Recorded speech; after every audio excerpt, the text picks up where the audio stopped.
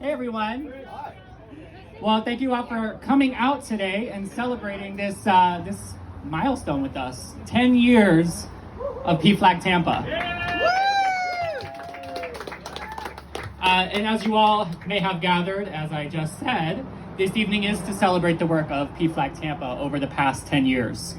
In addition to that, it's to celebrate the work over the past decade by our founders, John and Nancy Desmond. I don't know where John's at. John and Nancy Desmond. I want to talk a little bit about how I met John and Nancy and the impact that they have had on our community. I met John and Nancy in late 2014 as a high school sophomore seeking support in starting my Gay Straight Alliance. It was over at Howard W. Blake High School. At the time, I had an administration who was making it really difficult for me to start my club, even though I had every box checked and every T crossed. John and Nancy quickly formed an alliance of supporters from members of the ACLU, GLSEN Tampa, and of course, PFLAG Tampa. Needless to say, once they got involved, doors really started to open. In early 2015, I walked my first Tampa Pride Parade, bearing my GSA banner along my biggest supporters, and I couldn't have felt more like the queen I am today. But in all honesty, I have to give thanks to this couple for where I am today. PFLAG Tampa over the years has really opened the doors for many families to discover, reconnect, and grow together. And I'm proud to say I now lead this incredibly impactful organization. Thank you. And with that being said, I would like to ask John and Nancy to come forward. Ooh. They're being called to the principal's office. Ooh. Just take these from you. Oh no! What have you done? What is our budget going to? This award, they each get one, is to commemorate 10 years of dedication to PFLAG Tampa's mission and for creating a safer, more equitable Tampa Bay for all. This is yours, Nancy, and this is John's. Thank you. If you'd like to say a word, you're more than welcome to. Here, I'll bring it around forward. Excuse me. Do I need the microphone? No, do you want the microphone? Okay, I probably don't. No? No microphone. No, we need a microphone. Wow, I mean, looking around this room. We can't hear you. All right. Okay, so looking around this room, if you will, I mean, I don't think I'm the only one who is saying, oh my God. These people, some of these people who are here, in fact, I could probably have you raise your hands, who were with us in our very first year of PFLAG Tampa. Look at this, look. These are the people who have been with us for that long. Many of them directors, many of them from the very first church that started us. My best friend right here, Jim Rapp, was the minister of that church at the time. And next to him, Hayden was the moderator of that church at the time. So these people have followed us for all this time and stayed with us. And one thing I was thinking about this today, I don't want to say a whole lot, but everywhere we went, every organization we went into, every parade we marched in, every bar balcony we sat on, everybody welcomed us. There was never one time when somebody said, you know, you straight people, what are you doing in our community? That never ever happened.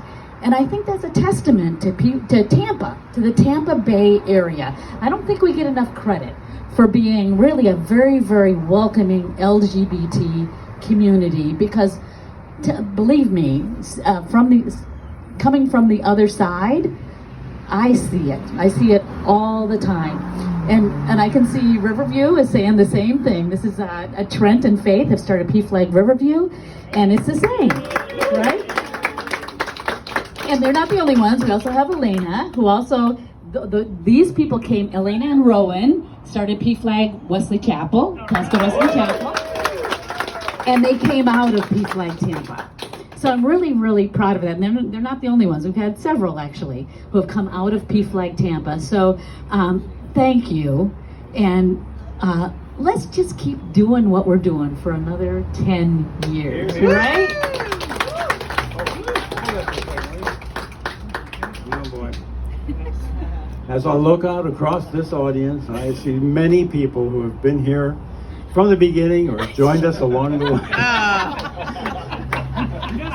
And now I'll tell you the story of each and every one of you individually, the whole thing. It'll take a while. No, I won't. I just want to thank you for being here. Thank you very much. Thank you very much. And thank you, Trevor, for putting this together. Wait. Chris, where's Chris? All right, so hold that. Hold my beer. My name. Oh, well, you didn't have to respond. You didn't have to respond, right? So for those of you who don't know, I know most of you probably do, but Chris Galaxy, which he wasn't Galaxy at the time, but we were strangers to each other. When the Homeless Coalition asked us if we would take Chris in for his senior year of high school. And Chris lived with us in his senior year of high school. And I want to tell you, and I tell this story often, I never knew anybody who has the kind of passion that Chris had for A, for being gay, and B, for being a drag queen. Because he would, it's sort of a long story, but Chris would spend 4 hours on the bus because he wanted to stay at his high school. So he would take a bus all the way until the last kid got dropped off, wait for the next bus, for it to get all filled, and then get dropped off at high school. Coming and going, he did that. And what he did on that bus was listen to music and figure out his drag steps and figure out what he was going to do. And then he would come home to our home in Plant City on our lanai and practice all these steps. I hope I'm not embarrassing you. This is right? Okay. So You're saying more than what I was gonna say, girl. always, I always, you know me, Yeah. right? But no, The center of attention, people. all right. Did you want to speak? Tell No, the go story. ahead, go Okay, ahead. all right. So anyway, we got Chris through his graduation. He stayed with us that whole year, and that's now how many years? Is it 8, 9 years ago that happened, right? Girl. Right? I was You like got a phone 19 number. when I graduated, And what are you now? 27. All Was right. that 9 years ago, 8 years ago? Right? Yeah. And look at us. We're still really, really good friends. We took Chris to competitions at Hamburger Mary's so that he could do drag in competitions. And it was a really, really incredible experience for us. We took him on Dates with Boys. It was like I didn't really have my own son who was up in Baltimore, but we had Chris, and we knew, okay, if my son were living with us in high school, and if I knew he was gay then, which we didn't, this is what I would like. I would hope that I would do this, and it was just everything.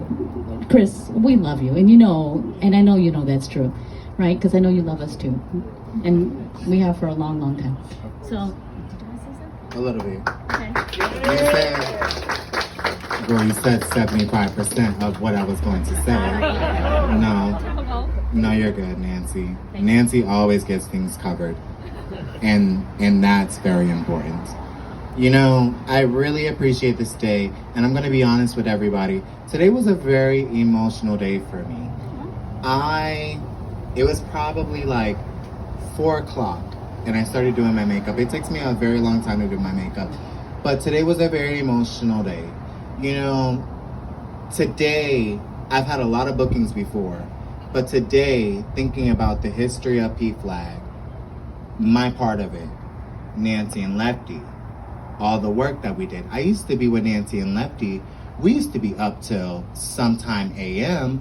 We'd be making buttons. It was important. We were just doing things together. And that's not, from the family that I originally came from, it would have never been anything like that. There's no time spending together. I spent every day of my life, of my childhood, because I thought it was proper to sit at a dinner table. Unfortunately, I sat every single day at that dinner table by myself. And Nancy and Lefty always, when they were with me, stuck by my side. So today I cried and I cried and I cried and I cried because I had so many flashbacks of all the horrible memories. But I cried again because I can remember all of the amazing times that they did for me. And, you know, without P-Flag, they're amazing people. But, you know, with P-Flag, you know, and I'm not, put it this way, let me get some time together. Not a lot of P-Flags have a queen. But for a while now, I've thought about it. And I want to be P-Flag Tampa's queen.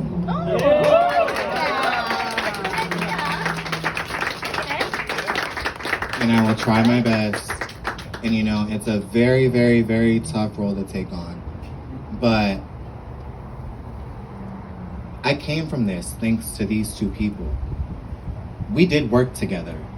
And I want to do this again. You know, I don't need a meaning to live, but I need a meaning like I do my drag, but I need to touch people again. And why not come back from where I came from? So thank you for all of you coming. And I hope you all continue to come to whatever events that we have. But guess what?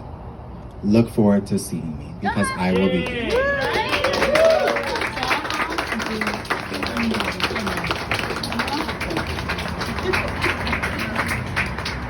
And Chris did that dress.